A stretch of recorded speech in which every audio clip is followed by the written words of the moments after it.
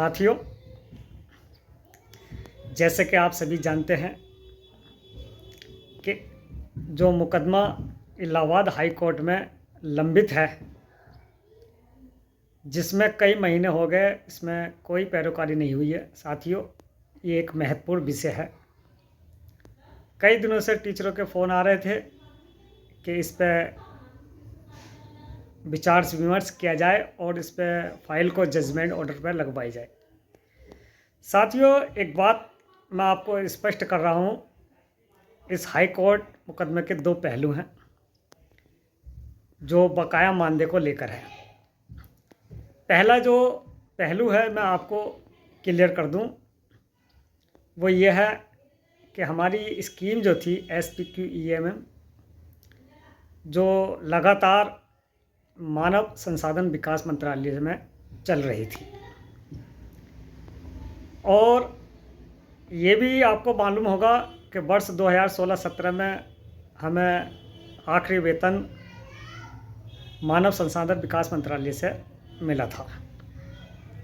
साथियों, MHRD द्वारा एक गाइडलाइंस बनाई गई थी वर्ष 2018 में, जिसमें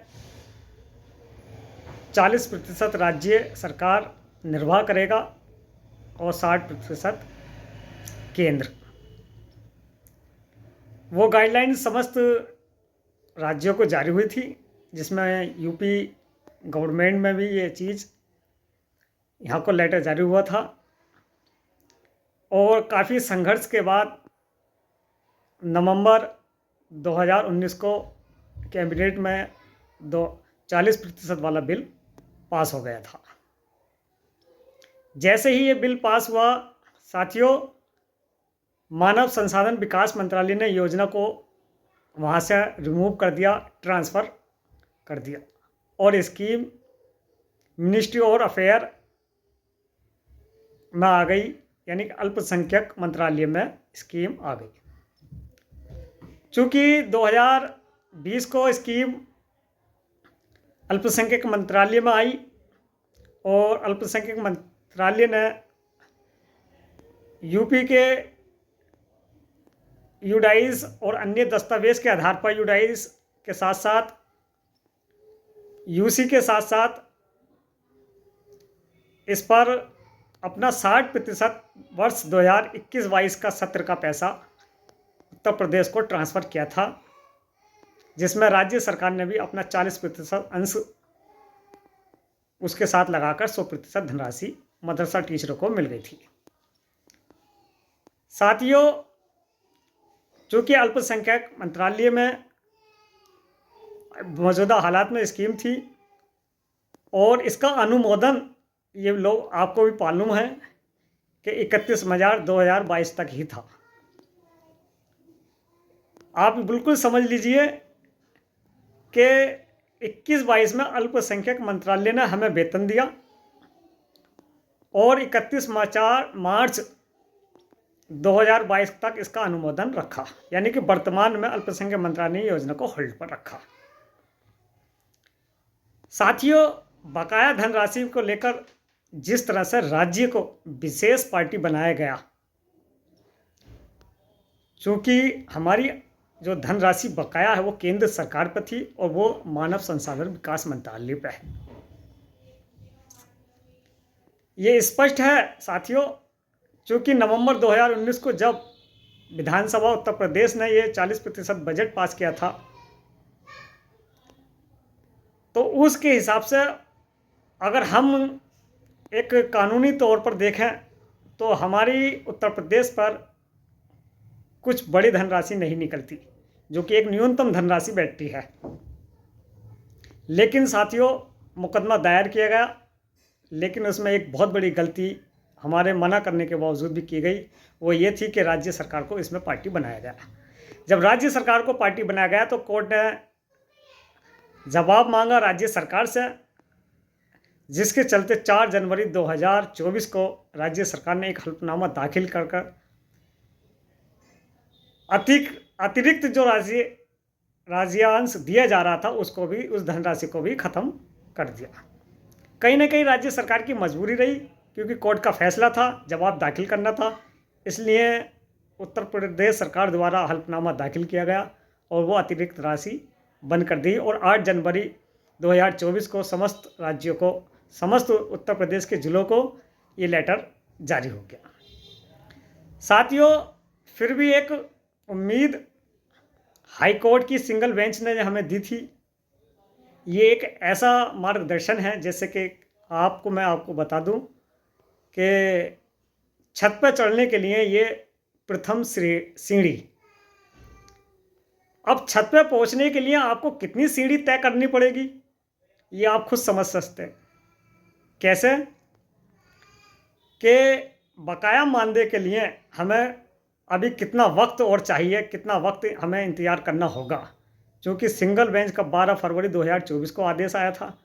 उसके बाद डबल बेंच में राज्य सरकार ने पुनर्विचार याचिका दाखिल की और 29 मार्च 2024 को एक judgement order Uttar Pradesh Allahabad high court की डबल बेंच ने दिया था कि इस मामले को जल्द से जल्द निपटारा किया जाए। साथियों, 7 महीने बीत चुके हैं, लेकिन अभी तक इस पर कोई सुनवाई नहीं हुई है।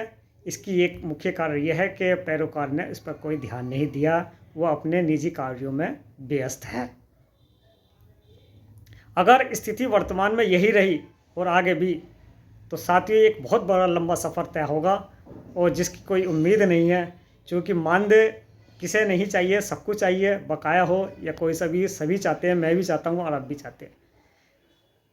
साथियों, ये एक हाई कोर्ट और योजना का ये पहला पहलू था। दूसरा पहलू मैं आपको और अवगत करा दूँ। दूसरा ये है कि माननीय दानिश आज़ाद अंसारी साहब द्वारा एक 4 अगस्त को एक वीडियो जारी हुआ था, जिसमें उन्होंने कहा था कि राज्य सरकार मदरसा आधुनिकीकरण टीचरों को लेकर प्रति संजीदगी है और उसके बजट को समायोजित करने का प्लान बना रही है कि स्कीम को कैसे चलाया जाए। साथियों, ये बहुत बड़ी खुशी की बात थी कि जब प्रदेश के किसी मंत्री द्वारा इतना बड़ा बयान दिया गया, और ये ऑन रिकॉर्ड बयान है, कोई ऐसा वैसा बयान नहीं। आप समझने की कोशिश करें।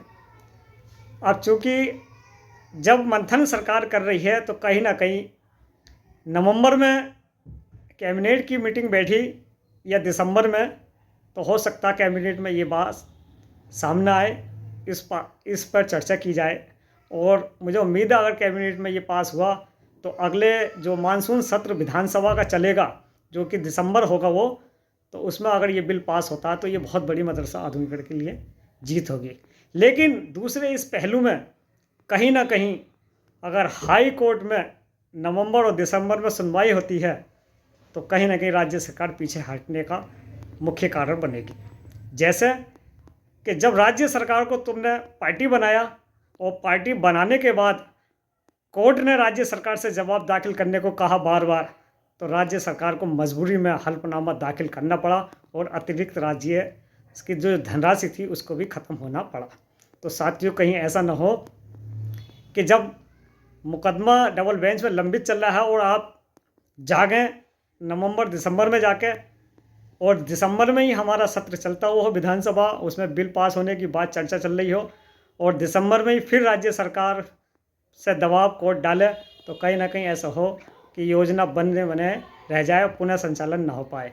इसलिए मैं साथियों आपसे रिक्वेस्ट कर रहा हूँ, इसमें जो शिक्षक पैरोकारी करना चाहते हैं वो तत्काल आगे आएँ, और ये अच्छा मौका है कि हम अक्टूबर के महीने में इसको फाइल को जजमेंट ऑर्डर पर लगवाएं। इसमें कुछ नहीं करना साथियों, जो सिंगल बेंच का आदेश है वही डबल बेंच का आदेश होगा, सिर्फ फाइल को जजमेंट ऑर्डर पर लगवानी है। फाइनल स्टेज पे फाइल है और उसको फाइनल मुकदमे पे हेयरिंग कराने के बाद जजमेंट पर लगवानी है। तो साथियों, आप लोग इसमें देरी ना करें। इसमें आप जो भी इलाहाबाद के आसपास के ज़िले हैं वो आगे आएँ। कहीं ऐसा ना हो कि पैरोकार दिसंबर में जागे और दिसंबर में हमारा काम कोर्ट की वजह से रुक जाए, जिस तरह से 4 जनवरी की बहस ने अतिरिक्त राज्यांश को ख़त्म कर दिया।